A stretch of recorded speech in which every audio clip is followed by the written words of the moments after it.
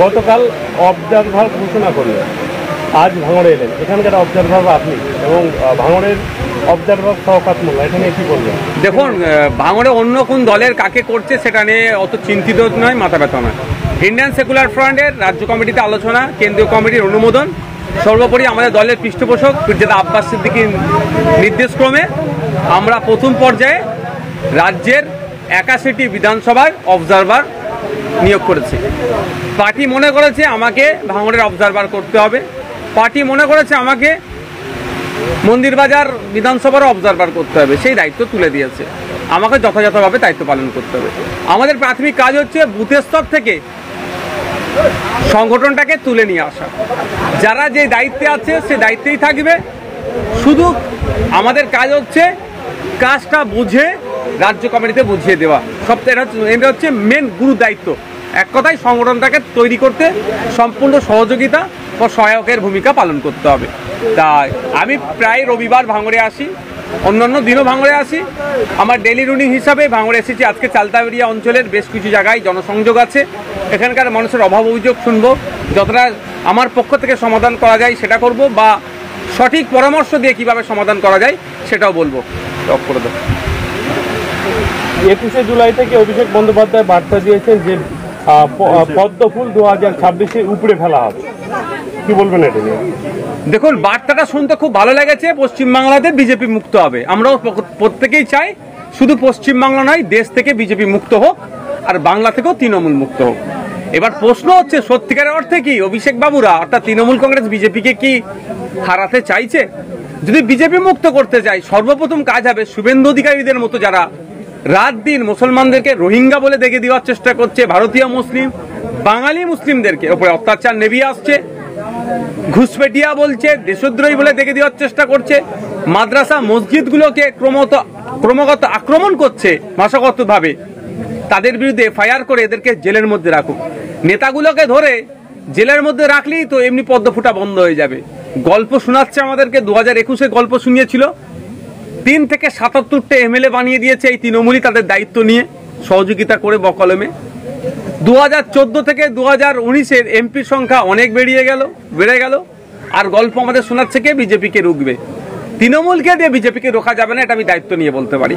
আর বিজেপির ভয় দেখিয়ে রাজনৈতিক ফায়দা পশ্চিমবাংলায় সব থেকে বেশি যেটা নিচ্ছে তার নাম হচ্ছে তৃণমূল কংগ্রেস। সুতরাং অভিষেক বাবুর ওই বক্তব্যটা ওই স্টেজ শোই হয়েছে, ওই স্টেজেই ভালো লাগবে।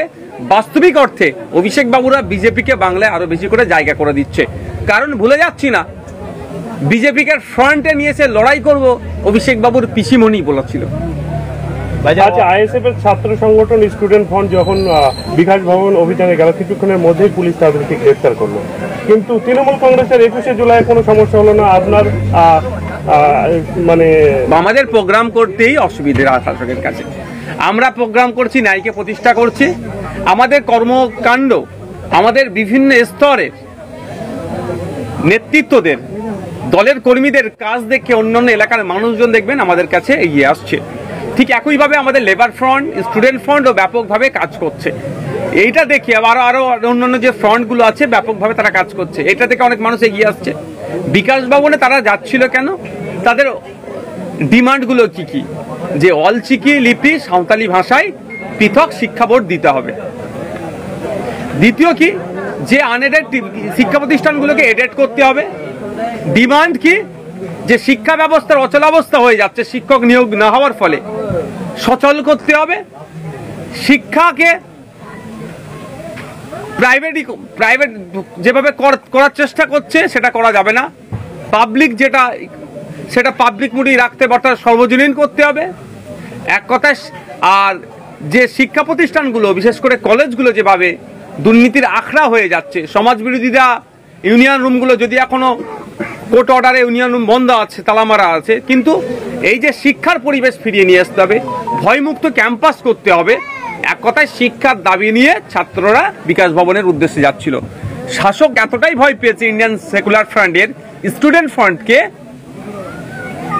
মিছিল শুরুর পূর্বেই তাদেরকে আটকে দিয়েছে। তবে এটা চরম গণতন্ত্রের পরিপন্থী, এর আমরা ধিক্কার নিন্দা জানাচ্ছি। এইরকম ভাবে ধমকে চমকে স্টুডেন্ট ফ্রন্টকেও আটকে রাখতে পারবে না, তাদের মাদার সংগঠন তথা আইএসএফ করে আটকে রাখতে পারবে না। আইএসএফ যে সমাজ ব্যবস্থা পরিবর্তনের স্বপ্ন নিয়ে রাজনীতির ময়দানে এসেছে সেটা কার্যকারী খুব দ্রুতই হবে। কারণ আপনারা দেখেছিলেন 2021 নির্বাচনে ইন্ডিয়ান সেকুলার ফ্রন্টের ব্যাপ্তি যেটা ছিল আজকে 2025-এ এসে তার ব্যাপক আকার ধারণ করেছে।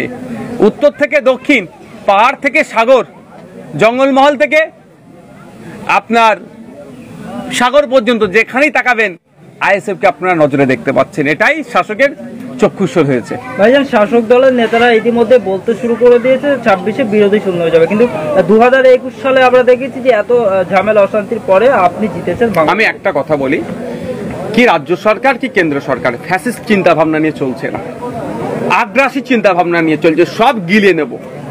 গণতন্ত্রের জন্য এটা স্বাস্থ্যকর নয়।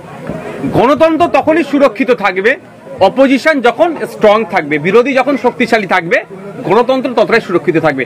আর গণতন্ত্র সুরক্ষিত থাকলে ওই কসবা ল কলেজের মেয়েটিকে ধর্ষণ করার সাহস পেত না। গণতন্ত্র সুরক্ষিত থাকলে আপনার রেশন কেউ চুরি করতে পারবে না। গণতন্ত্র সুরক্ষিত থাকলে স্কুলের টিচার নিয়মিত নিয়োগ হবে। গণতন্ত্র সুরক্ষিত থাকলে বছরে বছর এসএসসি হবে, দুর্নীতিমুক্ত নিয়োগ হবে। গণতন্ত্র সুরক্ষিত থাকলে ট্রান্সপোর্ট ব্যবস্থা উন্নততর হবে।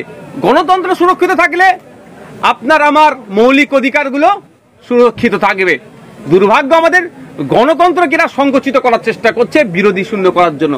ফলে কখনো ফরেস্ট রাইট অ্যাক্টকে অ্যামেন্ডমেন্টের নামে আদিবাসীদের জঙ্গলের উপরে অধিকার যেটা আছে কিছুটা খর্ব করার চেষ্টা করছে, কখনো ওয়াকাফ অ্যামেন্ডমেন্ট অ্যাক্টের নামে ওয়াকাফ সম্পত্তি মুসলমানদের যেটা আছে সেটাকে কেড়ে নেওয়ার অপচেষ্টা চালাচ্ছে, কখনো ফার্মার্স বিলের নামে আপনার কৃষকদের অধিকার ক্ষুণ্ণ করার চেষ্টা হচ্ছে। এরা গণতন্ত্রকে দুর্বল করে। তাই গণতন্ত্র যতটাই শক্তিশালী থাকবে আমার আপনার অধিকার, প্রত্যেকের অধিকার, আপনারা যে মিডিয়া পাচ্ছেন আপনাদের অধিকার আছে সেটাও আজকে সংকুচিত হচ্ছে।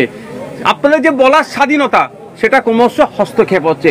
আপনাদের এই ভাঙড়ে বিজয়গঞ্জ বাজারের যে কাঠের পোলের পরিবর্তে কংক্রিটের ব্রিজ নির্মাণ হচ্ছে, ওটা আমার দাবি ছিল বিধানসভায়। সেটা যখন কোন মিডিয়ার মানুষজন গিয়ে করতে গিয়েছে তারপরে অ্যাটাক হয়েছে। এটা নতুন কিছু নয়। এই যে গণতন্ত্রের উপরে আক্রমণ, এটা মিডিয়ার উপরে আক্রমণ মানে গণতন্ত্রের উপরে আক্রমণ। এটা সাহস পাচ্ছে কিভাবে? বিরোধী এখানে দুর্বল বলে। বিরোধী যদি পশ্চিমবাংলায় শক্তিশালী হতো, মিডিয়ার দিকে না চোখ তুলে তাকাতে পারতো, না মহিলার দিকে চোখ তুলে তাকাতে পারতো, না অসহায়ের দিকে চোখ তুলে তাকাতে পারতো, প্রত্যেকের অধিকার সুনিশ্চিত থাকতো। আমরা চাই গণতন্ত্রে বিরোধী শক্তিশালী হোক। গণতন্ত্রের বিরোধী শক্তিশালী হলে ডেমোক্রেসি স্ট্রং হবে। ডেমোক্রেসি স্ট্রং হলে বাংলা তথা দেশ এগিয়ে যাবে। তাই আমরা দেশভক্তি মানুষ, আমরা জাতীয়তাবাদী চিন্তা ভাবনা নিয়ে চলি। আমরা দায়িত্বশীল নাগরিক হিসাবে আমরা সবসময় চাইবো বিরোধী স্পেস ব্যাপকভাবে হোক। শুভেন্দু অধিকারী বলছেন যে ভুয়ো ভোটারে যারা মানে মুসলমান থাকবে তাদের তাড়ানো হবে, কিন্তু হিন্দুদের ঠেকাটা আমি নেব। শুভেন্দু অধিকারী তো ভারতবর্ষের রাষ্ট্রপতি, শুভেন্দু অধিকারী তো chief justice of supreme court, Suvendu Adhikari তো chief minister of West Bengal, Suvendu Adhikari তো প্রাইম মিনিস্টার অফ ইন্ডিয়া। নাকি উনি বলে দেবেন অত সহজ নাকি? উনি গল্প শুনিয়েছিলেন এনআরসির সময়। এই গল্পটা কোথায় শুনিয়েছিল? অসমে। যে অহমিয়া বা অসমের হিন্দুদের অসুবিধা হবে না, যা হবে মিয়া ভাইদের। 19 লক্ষ লাস্ট আমরা যতটুকু জানি 19 লক্ষ নাম বাদ পড়েছে, 17 লক্ষ কিন্তু মিয়া ভাই নয়, এটা মাথায় রাখবেন।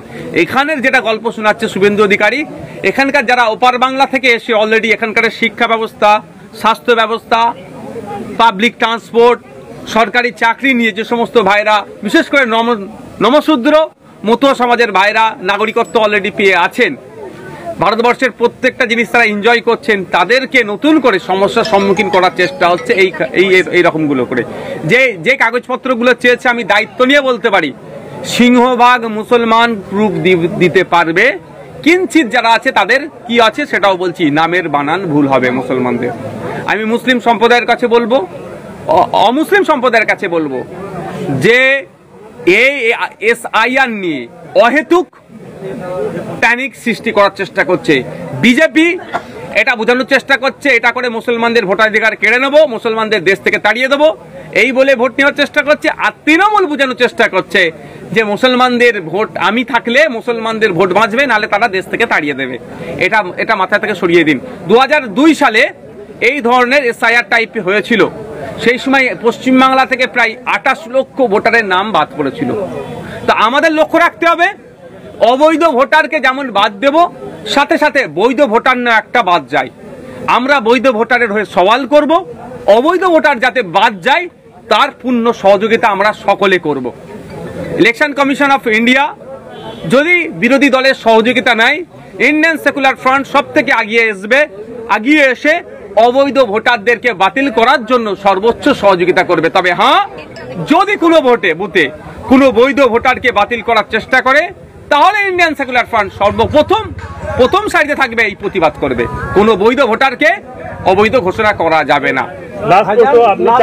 দিলীপ ঘোষ বারবার বলছে যে এবারে 2026-এ হয়তো উপমুখ্যমন্ত্রী মুসলিম সমাজ থেকেই হবে, তাহলে সেটা কি নওশাদ সিদ্দিকী হবে এরকম সম্ভব? আমার উপমুখ্যমন্ত্রী মন্ত্রিত্ব নেওয়ার কোনো ইচ্ছা নেই। যদি আমার সবুজ গাড়ি নিয়ে চড়ার ইচ্ছা থাকতো, লাইট নিয়ে চড়ার ইচ্ছা থাকতো, তাহলে এতক্ষণ আমি তৃণমূলের নাম লিখিয়ে দিতাম। আর যে এখানে আপনারা সাধারণ মানুষ আমাকে ভিড় করে দাঁড়িয়েছে, এর পরিবর্তে তৃণমূলের কিছু লোক আমার সাথে থাকতো, কিন্তু আমি ওটা চাইনি। আমি চাই সমাজ ব্যবস্থা পরিবর্তন করতে। আমি উপমুখ্যমন্ত্রী, আমি মুখ্যমন্ত্রী হয়ে লাভটা কি হবে? একটা সুন্দরবনের মানুষকে কলকাতায় ট্রিটমেন্ট করতে যেতে হচ্ছে, নাহলে প্রাইভেটে যেতে হচ্ছে। ঝাড়গ্রামের মানুষকে কলকাতায় ওষুধ ট্রিটমেন্টের জন্য আসতে হচ্ছে। কুচবিহারের মানুষকে কলকাতায় ট্রিটমেন্ট করতে আসতে হচ্ছে। আর আমি উপমুখ্যমন্ত্রী হব, আমি মন্ত্রী হব, লাভ কি হবে? এই মন্ত্রিত্ব আমার দরকার নেই। সাধারণ মানুষ হয়ে থাকবো। আমাদের লড়াই হচ্ছে শিক্ষা, স্বাস্থ্য, পাবলিক ট্রান্সপোর্ট, মানুষের মাথাপিছু গড় ইনকাম, কৃষকদের মাথাপিছু গড় ইনকাম, শ্রমিকদের ন্যূনতম মজুরি 18,000, এইগুলো এস্টাবলিশ হোক, তাহলেই আমরা সার্থক হব। শেষ প্রশ্ন, 2021 সালের পর থেকে আজ পর্যন্ত যেভাবে আমরা আইএসএফ এর সাড়া দেখছি এবং যেভাবে তৃণমূলের একেবারে সমর্থকরা আইএসএফ এ যোগদান করছে, সেই ক্ষেত্রে 2026-এ নওশাদের মতো আরো প্রতিবাদী আমরা তো চাইবছি, আর চাইবে পাবলিক, যে ডবল ডিজিট আইএসএফ কে পৌঁছাতে হবে। অনেক গল্প হয়েছে 2021-এ বিজেপি চলে আসবে বলে অনেক ভয় দেখিয়েছিল। 2021, 2025 বাংলার মানুষ বুঝতে পারছে যে বিজেপিকে কে বাংলায় জীবিত রেখেছে রাজনৈতিকভাবে, তৃণমূল কংগ্রেস। সুতরাং 2026-এ এই তৃণমূল আর বিজেপির বিরুদ্ধে লড়াই করবে বাংলার মানুষ। আইএসএফ কে ডবল ডিজিটে পৌঁছাতে বাংলার মানুষের সহযোগিতা করবে। পার্টির কর্ণধার আব্বাস সিদ্দিক 2021-এ উনি ফ্রন্টে এসে লড়েছিল। ওনাকে আমরা প্রশ্ন করেছি 26-এ আপনাকে দেখা যাবে, উনি উত্তর দিয়েছে যে নওশাদ সিদ্দিক কিংবা রাজ্য নেতৃত্ব বললে উনি 26-এ লড়াই করবে। আপনারা কি আব্বাস সিদ্দিকের? দেখুন, একটা কথা বলি, উনি হচ্ছে আমাদের পার্টির সুপ্রিমো, আমাদের পার্টির প্রতিষ্ঠাতা, আমাদের পৃষ্ঠপোষক। আমি এটা যদি উদাহরণ বলি, পরমাণু বোমা আমি মনে করি মারার জন্য তৈরি হয়নি, ভয় দেখানোর জন্য। তো আমাদের উনি পরমাণু বোমা, যেখানে না পাবে সে ধ্বংস হয়ে যাবে, সময় তাকে আছে। তো আমরা যখন পারফর্ম করছি বুঝে নিতে পারছি, তাহলে আমার হাই প্রোফাইলকে তখন আমি রিজার্ভে রাখি না। আমি ন্যাশনাল লেভেলের ভলিবল প্লেয়ার ছিলাম। আমরা জানি রিজার্ভ বেঞ্চ যত শক্তিশালী হবে, টিম তত ভালো খেলবে। আমাদের রিজার্ভে যখন পীরজাদা আব্বাস সিদ্দিকীর মতো ব্র্যান্ড আছে, আমরা তো আমাদেরকে সামলাতে পারছেন এই মমতা ব্যানার্জি, অভিষেক ব্যানার্জি, তার ভাইজানকে কি করবে? সব দেখতে পাবেন। 2026-এ অনেক খেলা হবে। ভাইজান, ওয়াকআপ এত বড় ইস্যু, 21-এর মঞ্চে থেকে একটা বাক্য কেউ বললেন না। মুসলিম ভোট তো পকেটে ভরে নিয়েছে, অসুবিধা কোথায়? মুসলিম ভোট যদি হাতছাড়া থাকতো, তাহলে ওয়াকআপ নিয়ে চিৎকার করতো।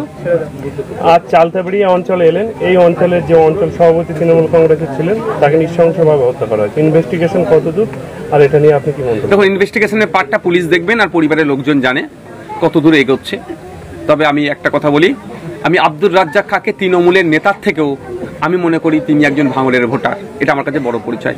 আমি আইএসএফ এর নেতার থেকেও আমি একজন ভাঙড়ের বিধায়ক, এটা আমার কাছে বড় পরিচয় আজকের দিনে। সুতরাং রাজ্জাক খাঁ পরিবার যাতে ন্যায় পায়, রাজ্জাক খাঁকে যে বা যারা খুন করলো প্রত্যেকে যাতে আইনের আওতায় নিয়ে এসে সর্বোচ্চ শাস্তির ব্যবস্থা করা যায়, তার জন্য আমি শেষ দিন পর্যন্ত ওর পরিবারের সাথে থাকবো।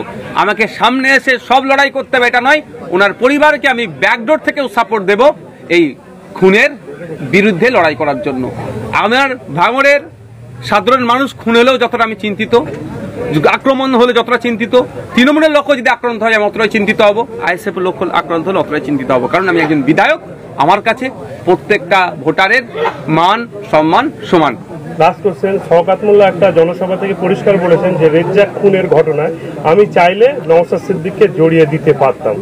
আমার নামটা নিতে বলুন না, এখন যে জায়গা থেকে নিতে বলুন না। আমি তো অপেক্ষা করছি আমাদের কোনো একটা ছেলে বা সাধারণ মানুষের নামে মিথ্যা মামলা হোক, তাদেরকে নিয়ে আমি হাইকোর্টে যাব সিবিআই চাইতে। আর আপনাদের বলে রাখছি, সিবিআই চাইলেই শওকত সাহেবের রাইট লেফট ব্যাক ফ্রন্ট অনেকে উঠে যাবে, হয়তো উঠে যাওয়ার লিস্টে সরকার সাহেবকে জিজ্ঞাসাবাদ করতে পারে সিবিআই। আমি এতটা বলে যাচ্ছি এখানে। আমার নাম যদি আমি যদি অন্যায় করে থাকি কেন ছাড়বে? আমার ছেলে যদি কেউ কোনো পার্টির কেউ অন্যায় করে থাকে কেন ছাড়বে? বলুক, যদি কেউ অন্যায় করে থাকে ঘাড় ধরে পুলিশের থানায় তুলে দিয়ে আসবো। কারণ এই হিংসা মারামারি রাজনীতি আমি কাউকে শিখাইনি আর করতেও দেবো না। রাজ্জাক খান দুটো, একটা ছেলে একটা মেয়ে আছে, স্ত্রী আছে, পরিবার আছে। আজকে চাকরি দিয়েছে পার্ট টাইম, একটা দিত না, আমি যদি না চিৎকার করতাম আর তত তাড়াতাড়ি পেতো না। 10,000 টাকা মাইনের চাকরি দিয়েছে, পরিবারটা বাঁচলো। কিন্তু ওই বাচ্চাটি, ছেলেটি মেয়েটি জীবনে বাপ বলে ডাকা সাতটা তো মিটে গেল। এর ক্ষতিপূরণটা দিতে পারবে? খুন হলো শওকত ঘনিষ্ঠ, অ্যারেস্ট হলো শওকত ঘনিষ্ঠ, শওকত মোল্লা পার পাবেন, এটা আপনাদের বলে রাখছি। ভাই, থ্যাংক ইউ।